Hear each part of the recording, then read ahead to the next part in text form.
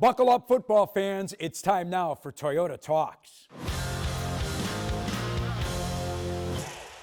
I'm excited to bring in my good buddy David Haugh in studio with us. David does great work on the morning show, on The Score, also on CHSN, the Big Pro Football Show. You're a busy man. Thanks so much for taking the time to join me because I wanted to get into a little back and forth. You and I did this a few months ago outside of radio and TV, and it was so easy for an hour, so I want to get into it again. And let's talk about the Bears. It's the biggest question. I can't walk anywhere. I can't get on an elevator. And people notice me and they say, hey, what are the Bears' chances? They want to know, are they going to win at Lambeau Field against the Packers? Well, what Friday did against the Eagles in Philadelphia was validate 3 months' worth of questions, and they legitimized this season for the Bears. And I think when you consider that, at Lambeau Field Sunday, it's another step in the right direction, potentially. So you've got Bears, Packers, and Lou, it's been since 2001 that both teams have been this good this late. And that was the last time I think both teams had records 5 games or more above 500 when they met. So this is something different than we're used to seeing. Usually Bears-Packers were manufacturing a rivalry that really isn't a rivalry in any sense of the word. But the Packers have Micah Parsons and Jordan Love's playing like an MVP. The Bears have Ben Johnson, a defense and a running game that ran right over the Eagles. So this is a great matchup, finally. 2001, big game as you mentioned. I'll never forget the 2013 game. I think it was December 29th. Yeah. Both teams playing for the NFC North Championship. And Aaron Rodgers throws that dagger. I still have scars. I still have scars when he hit Randall Cobb on 4th and 8. Imagine how Chris Conte feels. Oh, my gosh. I just can't get over this guy. Thank God he's not quarterback because I'm not a big Jordan Love fan.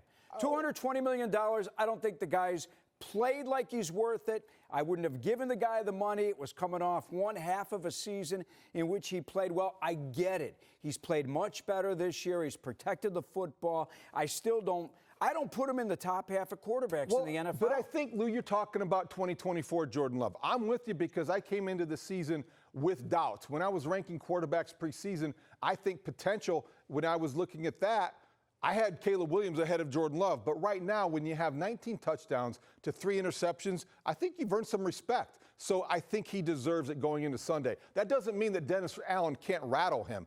I don't know what Dennis Allen is going to do because I think that's exactly what he wants you to think. Is what is he going to do? Against Mason Rudolph, they sit back and let everything happen in front of the secondary. Against Jalen Hurts, seasoned veteran, winner, they came after him 1 out of every 2 passing downs in the first half. What will they do to rattle Jordan Love, who will throw you the football, the guy we remember, but the guy he's been lately is the one making all the plays. Yeah, he's had a couple of bad games this year. That's why I just don't like the inconsistency that I see from Jordan Love, and that's why I have a problem with him being one of the top quarterbacks in the NFL. Before we get to Dennis Allen, because I do want to talk about how the Bears defense will play against not only Jordan Love, but Josh Jacobs as well, who had a big game in their last contest as well. I want to hear from some of the players and how confident are they about going to Lambeau Field to play the Packers? Yes, I would say the confidence is a lot higher in the locker room, in the building, and just what we can do. When you put it on tape, it gives you more confidence. So I think for us going to this game, we have more belief than I would say what we've had previously before because we've put in the work and we've seen the results come from it, and naturally you gain confidence from that. So I would say we definitely feel a lot better, but again, this is a different team, a different season, and we're going into it, I would say, all guns blazing, ready and prepared. It's a good team, man. They're playing good football right now. They've really come on, especially these last 3 games. Offense is playing at a high level. Quarterback is very accurate. And so we got a challenge on that side. And this defense, I think I said it yesterday, it might be the best defense we've seen all year. So all hands on deck. I know it's hatred. They're getting talked about all the time. Anyone you talk to, it's always beat the Packers, you know. So I understand the rivalry, and I know how important it is to my team, coaches, staff, owners. So yeah, we just got to prepare, give everything we got this week to prepare, go out there and let it loose on Sunday. He knows a little bit about great rivalries. Yes, he does. Not? I mean, he played on Michigan, and when he was a Wolverine, they knocked off Ohio State, 4 straight times. before what happened last weekend. Can we get into the defense? I do want to follow up on what you said about Dennis Allen, because plenty of concern out there about the Bears at the linebacker position without T.J. Edwards, Tremaine Edmonds, and also Noah Sewell. Hopefully the Bears get T.J. Edwards back this week. But it's funny, I asked someone who played the game on a professional level, and he told me, I get it, the Bears don't have linebackers out there, but they're defensive backs. And the depth that they have at that position actually works even better for them defensively, because it allows them to play more nickel, more dime, send guys from the secondary, a Kyler Gordon, a Jaquan Brisker like we saw against the Steelers, send them on the blitz. It gives Allen more flexibility. If you're going to be thin on a layer of defense, I think you want it to be the linebacker position. That said, DeMarco Jackson and Amen Agbagbamiga. Nice work. All right. He is playing at a high level, so you really don't feel like you're in a rush to replace those guys. You want Tremaine Edmonds back when he's healthy, but he's on injured reserve. You want T.J. Edwards back, but only when he's healthy, or else he's a liability. What you also want is Kyler Gordon and C.J. Gardner-Johnson in the game at the same time. When you have two nickel backs, you don't know which one is blitzing. When you have two guys with similar skill sets, it's a fit for an offensive coordinator to figure out. You also get Jalen Johnson back. I love the fact that he returned this year. I was surprised he came back. He had surgery earlier this fall. So how does that happen? You know how that happens? Winning.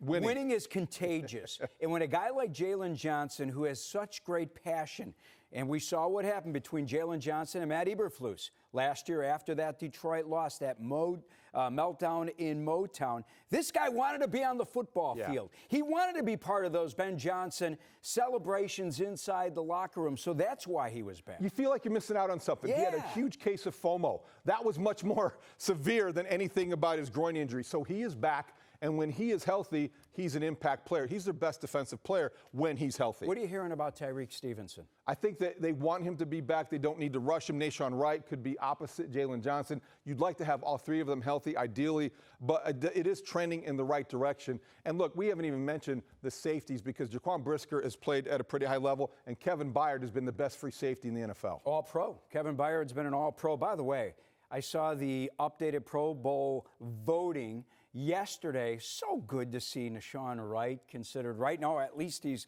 number 2 in the Pro Bowl voting at the cornerback position. Did you find it interesting listening to Ben Johnson yesterday? Because I went back into the archives and I pulled up his little comment about Matt LaFleur at his introductory press conference, and then LaFleur saying, hey, I don't even know the guy. I don't know why he took a shot at me like that. And he's trying to brush it off, but he's biting his tongue. You can tell that he is saying something inside that Packers locker room to his players about the way, the disrespect that I'm going to call him BJ, Ben Johnson, showed towards him during his introductory press conference. I found it a little strange, and I was a bit surprised that he was so complimentary about that Packers defense. I think he has almost gone out of his way to be more respectful this week of a defense in Green Bay that deserves that. I think they have earned that. It is the best defense the Bears will play against this season. For Micah Parsons, I think Rashawn Gary, all the reasons why Jeff Hafley has this group playing at a high level. But I do agree with you, Lou. It was downright Belichickian, the way that he talked about every detail and every player's tendencies. This is the way Bill Belichick used to talk about the Bears' special teams. And we're like, wow, he knows the roster. And yesterday you came away feeling like, wow, Ben Johnson knows these Packers. Yeah, I want to get to the other side of the football. Much has been made of Caleb Williams and his completion percentage being as down as it has been. I don't think the guy's hit 60% over the last 5 games. And we know Ben Johnson had a goal of 70% to start the season. Does that bother you? Does his completion percentage, where it is right now, or at least over the last 5 games, does it bother you where it's been? I don't want to dismiss it, but I'm not going to dwell on it. And I'm not going to dwell on it because the Bears are 9-3. They're not 3-9. The stakes have changed. The purpose is different. When he said that, it was at the beginning of the season. And at the beginning of this season, the priority was developing a quarterback and then everything else. Well, you know what? They're number 1 in the NFC. They're atop the NFC North. Right now, the priority is winning. And sometimes when you change directions in the course of a season subtly, more significantly, you change what you're trying to do each and every week. What they're trying to do each and every week now is winning outweighs developing Caleb Williams. If you were just going to hold him to a statistical standard, you'd say, yeah, that's not good enough. But you know what is good enough? 9-3. But I do ask myself, if they were 4-5 or 5-4, would it be a bigger issue? Would it be something we would be dwelling on? And I did some research after Howie Long from Fox Sports came out last week, and he compared Caleb Williams to John Elway. I went back and I looked at Elway's numbers in his second and third season. Do you realize that this guy did not complete 60% of his passes in a season until week 11? Until season 11. The 11th season of his career. That was, by the way, the only season he also threw for 4,000 yards. And what did John Elway do? He led the Broncos to 5 Super Bowls. They won 2. He was an MVP, and he's in the Hall of Fame wearing the gold jacket. So I think Ben Johnson's expectations, David, of Caleb Williams maybe are changing on the fly as well, because he is realizing the talent he has. And while, yeah, I guess he appreciated the fact that Jared Goff, his accuracy was so good in Detroit, which allowed his playmakers to do all the work, yards after the catch. He's realizing that he's got a special talent here in Williams, who, if he needs to tuck it and run, he can do that. He can play the game differently than Jared Goff. And maybe Ben Johnson shouldn't be as worried as we heard he was at the beginning of the season about completion percentage. 2 thoughts on that. Number one, with Elway, it also was a different era, and I think Howie Long recognizes that, but it's great to have that comparison. John Elway did not win anything of meaning until he got a running game. Caleb Williams already has that, so I think that's interesting, but I wouldn't get too caught up on the numbers. As for the Jared Goff comp, that is more interesting to me, because I think when you look at what Detroit is able to do, indoors they control the environment, they control the passing game. The accuracy is an easier expectation to have. I don't want to make too much about bare weather, but there are 3 more games on the lakefront this season, and if Caleb Williams completes 60% of his passes under those conditions with the wind off the lake, goodness sakes, he'll be doing a good job. It won't be at 70, but he's not playing indoors. So I think everything has context that is necessary when you're talking about, well, Caleb's just like Jared Goff, or he needs to be like Elway. He needs to be like Caleb Williams, and whatever Ben Johnson needs on any given Sunday. All 5 games for the Bears left on the schedule, outdoors. Yeah, one of them is in Santa Clara against the Niners.